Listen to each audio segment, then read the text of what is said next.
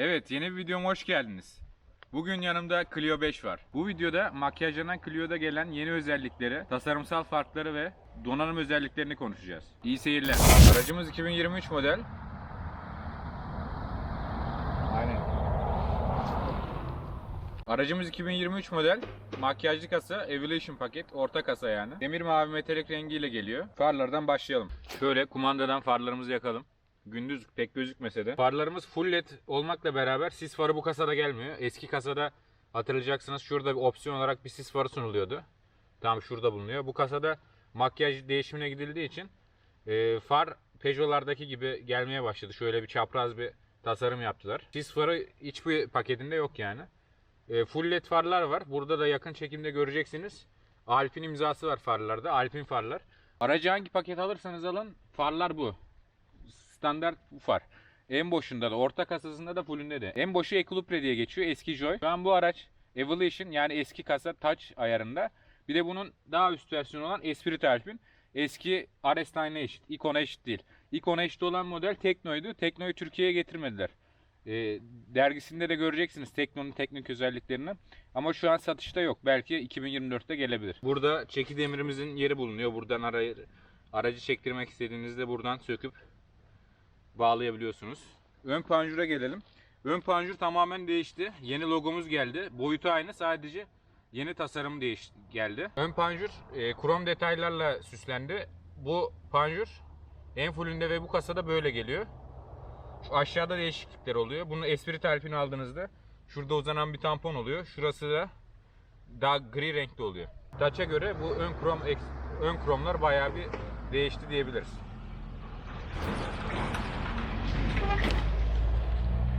Burada yakın çekimde de detayda göreceksiniz. Havalandırmalarımız görünüş değil, aynı zamanda gerçek. Giriş sağlıyor hava menfezlerimiz. Ön taraftan aktaracaklarımız bu kadar. Ön park sensörü bu arabayla gelmiyor. Opsiyon olarak en full donanımda sunuyorlar. Dışarıda taktırmak isterseniz de 8500 gibi lira gibi bir ücretle ön tarafa taktırabiliyorsunuz ve ekranda da gözüküyor aynı zamanda ön park sensörü. Şu anda arka park sensörü mevcut sadece. Şimdi aracın yandan görünümüne geçelim. Evet, jantlarla başlayalım. Öncelikle lastik ebatı 195-55 R16 ile geliyor. Bu taçlar, bu Evolution'da standart bir lastik boyutu. Ekstra opsiyon olarak 6000 liraya çelik jant alabiliyorsunuz, fakat opsiyon pek ekletmeye yanaşmadılar. Biz ekleyemedik şahsen. Bu kapak jantla geliyor. Yani arabanın en kötü yanı diyebilirim şu jantlar. Önler disk fren tabii ki. Arkalar kampana. Yakında da görürsünüz çok yakın çekimde. Evet, araçta anahtarsız giriş ve çalıştırma olduğu için yakınına geldiğimde açılıyor. Gittiğimde de kapanacak. 1 metre mi? 2 metreye duyarlı. Şimdi kilitlemesi gerekiyor. Evet. Tam 2 metre falan oldu aramızda ve kilitledi. Geldiğinde tekrar açacak. Evet, aracımız biraz kirli. Yol yaptığımız için biraz tozlanmış. Kusura bakmayın. Ama daha detaylı videoda dikkat edeceğiz. Bu ön inceleme diyebilirim. Yanında krom çizgiler var. Touch kasada olduğu gibi. Standart. Şurası geçen seneki versiyonda var mıydı bilmiyorum. Bunda standart geliyor. Esprit Alpine alırsanız buralar siyah oluyor. Bunda beyaz. En boşunda da hiçbir şey gelmiyor. Camlar karartmalı falan değil. Alpine donanımda karartmalı cam da geliyor. Şimdi aracın arka tarafına geçelim. Evet, aracın önünde büyük değişiklikler olduğu gibi arkasında da bu değişiklik sürüyor. Yeni makyajlı kasanın değişikliklerini burada görebiliyoruz. Şeffaf stoplar var. Bunlar 3D değil. Evet, bu uzanan yapı Touch, yani bu Evolution'da da var. Eski Touch'larda biliyorsunuz stop sadece burada yanıyordu. Burada devam etmiyordu. Icon donanımda geçen kasada Icon donanımda geliyordu burası. Makyajlı kasada bu durum orta kasada da devam etti. Joy'larda sanırım yine hala böyle geliyor. Evolution'da Icon stop'u kullanmışlar diyebiliriz. Tabii makyajlı olarak. Alpine donanımda bu stop ekstra olarak 3D derinlikli geliyor. Bayağı fark ediyordu açıkçası. Burada park sensörlerimiz yeri burası. Arka difüzör mü diyorlar buna? Arka da güzel bir tasarım devam ediyor. Plakalığımız standart. Bu arada plakalık ışıklarımız LED. 2 tane beyaz ışık var gördüğünüz gibi. Geri görüş kamerası eski kasada da olduğu gibi yine logonun içinde. Bundan önceki versiyonda Touch kasada geri görüş ve ön park sensörü olarak bir paket halinde park paketi satılıyordu. Standart aldığınızda park sensörü geliyordu. Bunda standart olarak arka park sensörü ve geri görüş kamerası mevcut. Ön park sensörü isteseniz de alamıyorsunuz. Ama serviste ekstra 8.500 liraya takıyorlar diye duydum. Clio yazımız gene ortada. Alpine pakette bu Clio yazısı da siyah oluyor. Yeni logomuz burada da yer verilmiş. Silecek aynı zaten. Bu kötü bir görüntü sağlıyor açıkçası. Anten çok uzun. Yani gereksiz uzun. Bunu değiştirebiliyorsunuz ama uğraşlı bir iş. Tavan falan sökülüyor. Uğraşlı bir iş. Şimdi aracın bagajına geçelim. Evet, bagajımız 391 litre. Ya buradaki tuştan açmanız gerekiyor. Tuşa bastıktan sonra buradan çekmeniz gerekiyor. Ya da buradan direkt kumandadan. Niye açmıyor lan? Allah Allah. Kumandadan açıyor diye biliyordum ama kilidini açıyor sanırım sadece. Buradan bagajı açalım. Bagajımız da dolu biraz. Bagajımızın yükleme eşiği biraz yüksekti açıkçası. Şöyle bel hizasına yakın neredeyse. Kapatmak için bir kol yapmışlar. Bazı araçlarda bu kolu bile yapmıyorlar. Güzel bir özellik. Onun dışında şurada mandallarımızı çekersek bu halı ortadan kalkıyor ve yüksek valizlerinizi koymak için yer açılıyor. Bir tane sarı ışığımız var. Beyaz olsa fena olmazdı. Şurada poşet koymak için yerlerimiz var. 2 tane. Aracın stepnesi de var. Bagajı da kapatabiliriz işimiz bittiğine göre. Evet, bagajı da kapatıyoruz ve dışarıda anlatacağım bir şey kaldı mı bakalım. Son olarak ben dışarıyı Touch'a göre bir özelliklerini sıralayayım. Konuda olup bunda olmayan ya da Touch'ta olmayıp bunda olan özellikleri hemen dışarıdan anlatıyorum. Aşağıdaki metal parçadan bahsettim. O ikisinde de mevcut. Ama bu parça bu kasada Evolution'da geldi. Touch'ta bu yok. İlk onlarda vardı. Burayı takip eden bir şey. Aynalarımızı bahsetmeyi unuttum. Evet. Evet, aynalardan bahsedeyim hemen kısaca. Aynalar şöyle uzaklaşayım. Gördüğünüz gibi katlanır ısıtmalı aynamız var. Bu Touch'ta yoktu. Icon'da vardı. Hatta bir dönem Icon'lara bile katlanır ayna koymadılar. 2021'in son üretilenlerinde olması lazım. Bunda aynamız var ve ekstra siyah olması çok iyi bir hava katmış. Yani genelde bu özellikleri Alpine'de oluyor ama bunda da olması güzel bir detay. Şuraya güzel bir boşluk bırakıyorlar. Boşlarda. Alpine ve Aresline araçlarda bildiğiniz gibi eski kasada. Buraya Aresline ya da Alpine logosu geliyor. Güzel bir şık bir logo.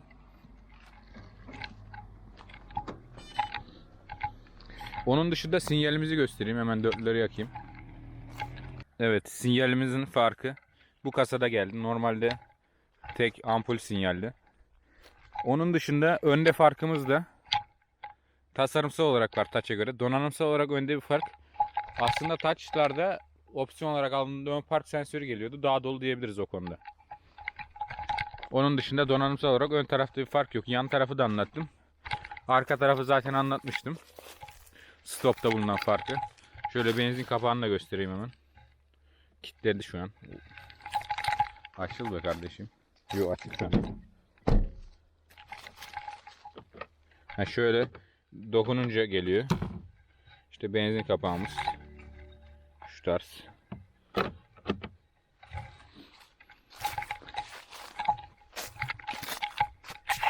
Evet, arabanın dışında anlatacaklarım bitti. Şimdi içine geçiyoruz.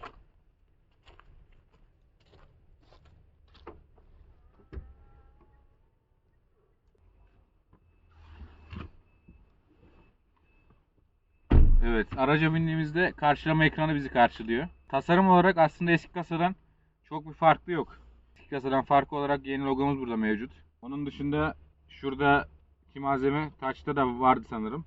Yanlış olmasın ama koltuklarımız eski kasada aynı kumaş, aynı desenle geliyordu fakat renkleri daha koyuydu. Bunda daha açık renk tercih etmişler ve bence güzel olmuş. Aracın tavanı da açık renk. En full donanımda aracın tavanı koyu renk geliyor. Yani sportif bir görünüm olsa da aracı çok bayıyor bence. 3 modumuz mevcut. Sayılar yukarıda oluyor. Küçük olarak. Devir göstergesi ikincide mevcut. Aşağıda arabanın şeyi çıkıyor. Sinyal yakınca üstünde sinyal vermiyor. Eski ikon göstergeler buna göre çok daha iyiydi. Ama Touch'ta da normal kadran mevcuttu. Yani iyi bir gelişim diyebiliriz ve bu ekran bütün modellerde standart olarak geliyor. En boşunu da alsanız, en fullünü de alsanız. Eskiden Joy ve Touch'ta normal ekran, ikonda hayalet ekran geliyordu. Şimdi 3 donanımda da aynı ekran. Bu ekran mevcut. Normalde Alpine donanımda 13 ekran mevcut ama Türkiye'ye getirmemişler. Sanırım hibrit modelde olacak. Burada gösterge parlaklığı ayarımız ve far yüksekliği ayarımız var. Far yüksekliği ayarımız 4 kademe. Klima menfezlerimiz standart. Kapı açma yerlerimiz metal, alüminyum malzeme. Bu en boş pakette plastik geliyor. Yani plastik gelmemeli bence artık bu donanımlarda. Onun dışında sert plastik. Sert plastik. Ya arabada yumuşak olarak kullanılan tek malzeme burası. Onun da hissiyatı yumuşak. Yani normalde plastik bir parça. Ama genel olarak şöyle klima kumandalarına dokunduğumuzda hissiyat olarak kötü bir hissiyatı yok. Fanı açtık şu an. Yani elimizde kalır gibi bir hissiyat vermiyor. Önceden Renault'larda özellikle Fluence tipi arabalarda, Fluence'de mesela çoktu bu. Yani böyle dokunduğumuz yerlerde elinde kalma hissiyatı veriyordu. Bunda o hissiyatı kaldırmışlar. Güzel bence. B sınıfı bir araba için. Böyle kapı yerleri falan gayet sağlam. El frenimiz manuel. Bir üst donanım Alpine donanımda tuşlu geliyor. Önceki kasada da manueldi. Şu krom parça değişmemiş. Tabii en büyük farklılıklarımızdan biri de göstergeden sonra kesinlikle kol dayama. Makyajsız kasada ikon donanımda gelen kol dayama, makyajlı kasada Evolution orta pakette geliyor. En full pakette de aynı kol dayama var. Onun sadece dikişleri mavi renk. Şöyle içini açtığımızda ruhsat koyabilecek kadar, sadece o kadar bir yer mevcut. İçinde USB falan yok. 2 tane bardaklığımız mevcut. Yani biraz geride çünkü kol dayamayı kullanamıyorsunuz bardaklık varken. Kol dayamayı iptal etmeniz gerekiyor arkaya doğru. Burada bir kartlık yerimiz mevcut. Kartınızı hemen kartı göstereyim. Şöyle. Kartımız. Bu arada kartımız siyah renk olarak geliyor. Önceden yedek anahtarlar da beyazdı bazı. Önceki kasada yedek anahtarımız beyazdı ikon pakette. Bunda siyah geliyor ikisinde de. Tuş yerleri falan aynı, sadece logo değişmiş. Şöyle koyduğumuz zaman yani güven, yani açıkçası bunu buraya koyma zorunluluğunuz yok. Cebinizdeyken de çalışıyor ama kaybetmek istemezseniz buraya koyabilirsiniz. Şimdi vitese gelelim. Stronix biliyorsunuz CVT şanzıman olarak geçiyor. Yani öncelikle bir vites topuzundan başlamak gerekirse şurada uzanan parça plastik, devamında şurada metal olan parça 2020 ya da 21'e kadar kaç kasada Joy da olsa burası metal geliyordu. Burada hangi donanım alırsanız alın bu vites topuzu bence yakışmamış. Burada PRNDL güzel yazıyorlar ama ışığı da yok ayrıyetten. O yüzden eksik bir donanım olarak bunu da söyleyebiliriz. Şimdi R'ye attığımız zaman geri görüş kameramız geliyor buraya. Açıkçası çözünürlüğü çok güzel değil. Park sensörümüz de burada güzel çalışıyor. Önde dediğim gibi yok. Olsaydı iyi olurdu bence. N boş vites. D vitesimiz ve Xtronic'e özel L. Bu da yokuş inerken ve çıkarken tavsiye edilen bir mod. Henüz denemedik. Dönüş yolunda denemeyi düşünüyorum. P'yi alalım. Tekrardan. Evet, burada ön tarafta açıkçası cep. Şu an telefonum video kaydında olduğu için koyamayacağım. Buradaki cep gerçekten küçük. Yani 6,5 inç civarı telefonlar yan sığmıyor. 6 inçe kadar belki alabilir. Burada 12 volt çakmaklığımız, AUX'umuz ve 2 tane USB'miz var. Açıkçası gelirken telefonu şarj etmeyi denedim. Yavaş şarj ediyor. Çok hızlı şarj etmiyor. Kablonuz da önemli bu tabii bu konuda. Klima kumandaları manuel klima. Eski taşta da manuel klimaydı. Bunda da Alpine donanımda geliyor elektronik klima. Opsiyon olarak falan da alamıyorsunuz. Burada klimanın vuracağı yeri ayarlıyorsunuz. Fanı ayarlıyorsunuz. İşte soğuk mu sıcak mı onu ayarlıyorsunuz. Gayet iyi ısıtıyor. Hiç yakmadan, şu kırmızı da olsa bile arabanın içi hamam gibi oluyor. Burada piyano tuşlarımıza gelelim. Yarım kontakta şu an. Ama arabayı çalıştırınca oluyor. Start stop'u off yapma tuşu. Ekranda da yazar off olduğu zaman. Eco tuşu. Şu sol üst kısımda Eco olarak gözüküyor. Eco'yu aldığımız zaman. Gizli özellik olarak açtırabiliyorsunuz spor ve konfor modu. Biz henüz açtırmadık. Açtırırsak ondan da bahsederim. Ama çok gerekli olduğunu düşünmüyorum. Yani bence normal modda kullanmak en iyisi. Eco gaz tepkilerini falan kesiyor ama ilk yeniyken araba tavsiye etmiyorlar. O yüzden tam size kalmış yani. Tam bir şey diyemeyeceğim. Dörtlü tuşumuz. Dörtlü sesinizi dinleyelim. Yani idare eder bir sesi var. Ekranda da gözüküyor. Kapıları kilitliyor. Hareket halindeyken de kilitliyor. Kapı açık diye kilitlemiyor. Şimdi geldik multimedyaya. Multimedyaya yakın çekimden devam edeceğim. Tabi burada multimedyadan önce en önemli fark touch'a göre start stop tuşumuz. Biliyorsunuz touch'larda ve joy'larda çevirmeliydi. Şu anda orta paketten itibaren Evolution ve Alpine'de bu geliyor. Zaten ikonda da vardı önceden. Yani orta kasaya ekstra olarak bu tuş geldi. Tuş alıştırma güzel bir özellik bence. Eski anahtar tipi gereksiz yani. Bu arada tabi silecek ve fardan bahsetmeyi unuttum. İkisi de otomatik yanıyor yani ikisinin de yağmur ve far sensörü var. Direksiyon üstündeki tuşlara gelelim. Alttaki hız limitleme, üstteki hız sabitleme, sol üstteki resetliyor, sağ alttaki reset uzun basarsan reset, tek basarsan hızı arttırıyor, tek eksiltiyor. Kornamızın sesini deneyelim mi? Şöyle hafif basarsanız güzel bir sesi var. Çok da basmaya gerek yok. Burada sesli komut. Birazdan deneriz onu. iPhone'da denedim, Android'de denemedim. Şu an yanında Android mevcut. Android'le bir deneriz. Bu gösterge tuşumuz. Göstergeyi bölümlere ayıran. Okeyleme tuşu. Yol bilgisayarını uzun basınca resetliyor. Bu da yol bilgisayarını yana açıyor. Yakıt tüketiminden de ayrıca bahsedeceğim. Şimdi multimedyaya geçelim. Direksiyon ayarından bahsetmeyi unutmuşum. Şuradaki kol yardımıyla kolu aşağı çektikten sonra kendinize doğru, şu anda en yüksek mesafede ittirebiliyorsunuz. Aşağı yukarı alabiliyorsunuz. Şu an uzak dursun. İşimiz yok direksiyonla. Evet, şimdi ekrana gelelim. 7 inç ekranımız mevcut.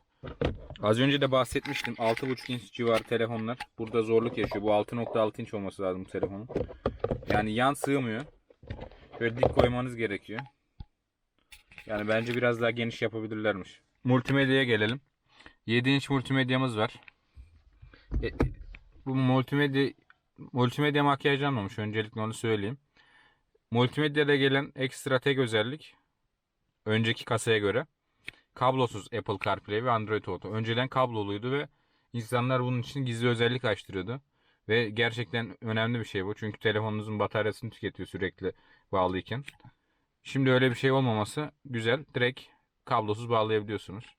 Onu şuradan telefon menüsü, şu an benim telefonun modeli yazıyor. Telefondan bağlayabiliyorsunuz. Bağladıktan sonra buraya Android Auto geliyor. Renault'ların vazgeçilmezi olan tuş. İleri geri yapabiliyorsunuz. Modu değiştirebiliyorsunuz. Hiç kullanmadım bu arada mod tuşunu. Bir şey değiştirmiyor. Ses açma kısmı. Sesi iki yerden açıp kısabiliyorsunuz. Birinci yer burası, ekrandan artı eksi olarak. Gerçekten sinir bozucu bir şey bu yolda giderken. Ama bu hayat kurtarıyor. Buradan bastığınız zaman ekranda da değişiyor. Şarkıyı da şununla değiştirebiliyorsunuz. Şöyle çevirdiğim an, şu an şarkı oynamadığım için değişiyor. Gördüğünüz gibi. Şu ikisinin arasına bastığımızda da şöyle ses açma kısmı. Tam ikisine birden bastığımızda şarkıyı durduruyor. Android Auto'nun ekranı böyle. Çözünürlük şu an biraz düşük gibi. Şu koruyucuyu da sizlerle birlikte kaldıralım videoda.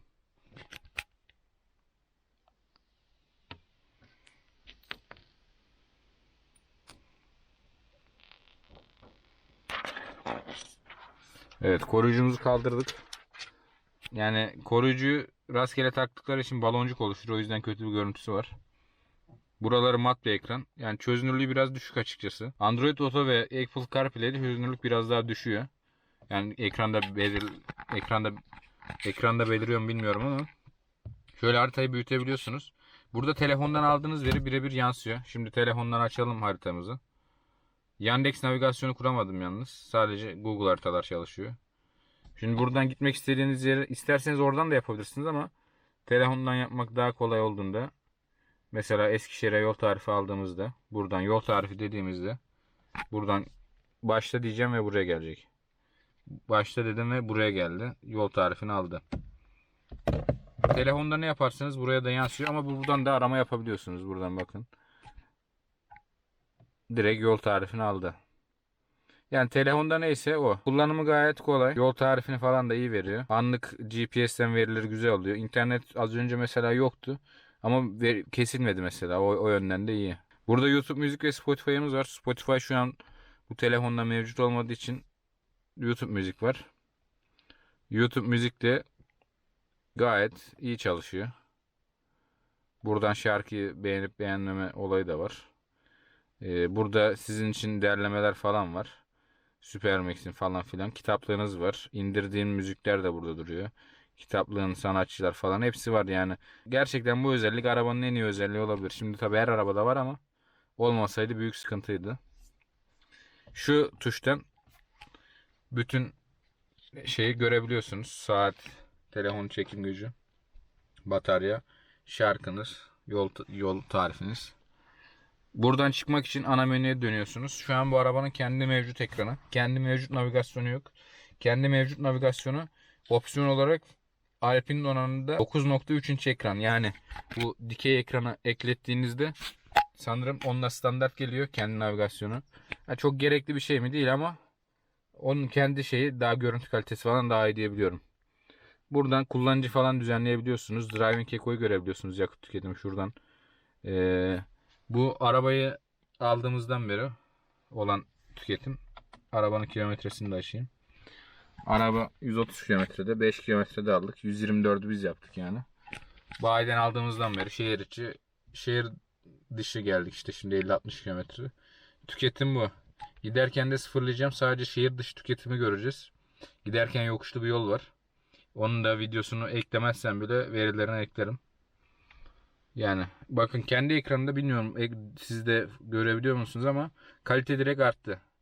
Android Auto'da böyle bir kalite yok. Apple CarPlay'de de yoktu sanki. Onu bir denememiz lazım. Solda derecesi, sağda saat. Bu ekranda kesinlikle saat, derece falan hiçbir şey yok. Ya bu ekran tamam güzel. Normal kadran, kara ekran eski kadranlardan yok ama yani eski ikon ekranına da istiyor insan yani. O ekran çok daha iyiydi biliyorsunuz.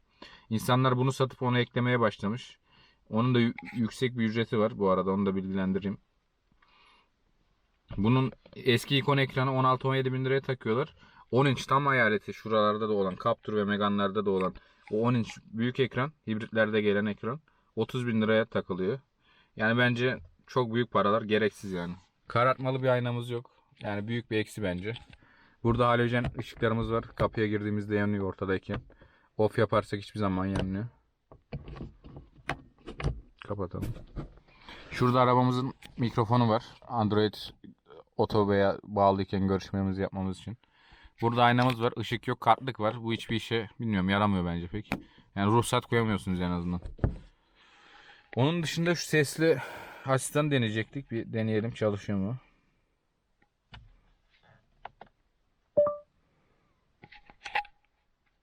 Haritalar aç. Evet. Aramadan şu sonuçlar çıktı. Dur. Yol tarifi al. Bir dakika. Eskişehir'e yol tarifi al. Eskişehir E-yolu konumundan Evet. arabayla akıcı Güzel, bu da trafikte çalışıyor. 3 saat 40 dakika uzaklıkta.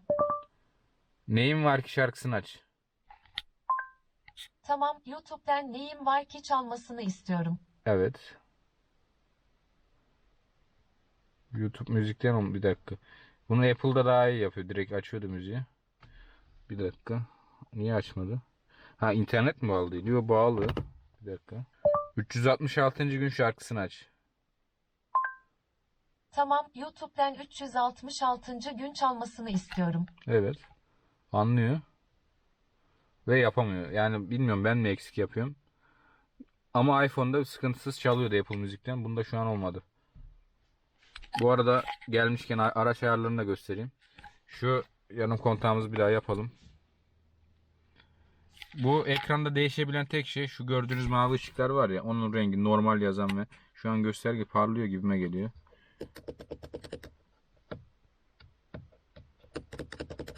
Yok, vallahi parlıyor gibi de şöyle göstereyim. Şuradan araçtan ayarlara basıyorsunuz. Sistem.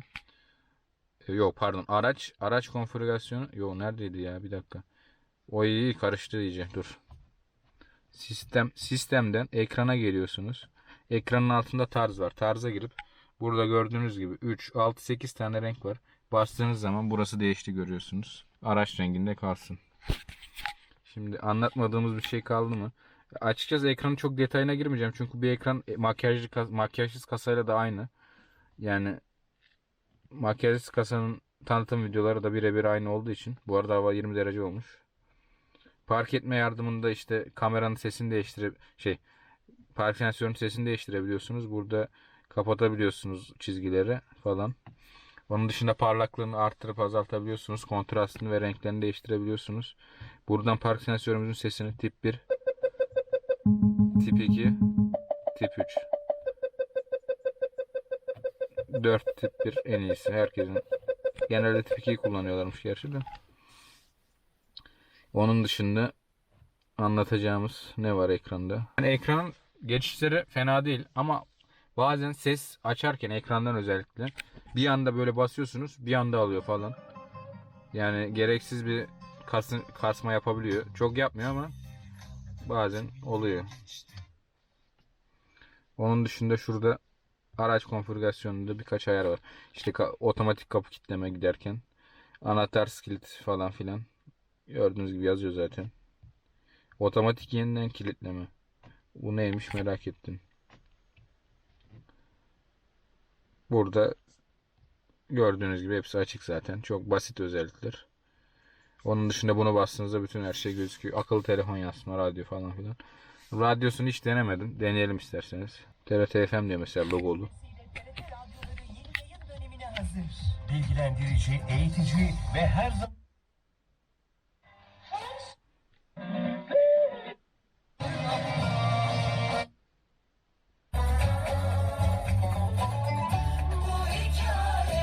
Yani YouTube ve Spotify varken radyo pek kullanılmaz sanıyorum ama en azından var.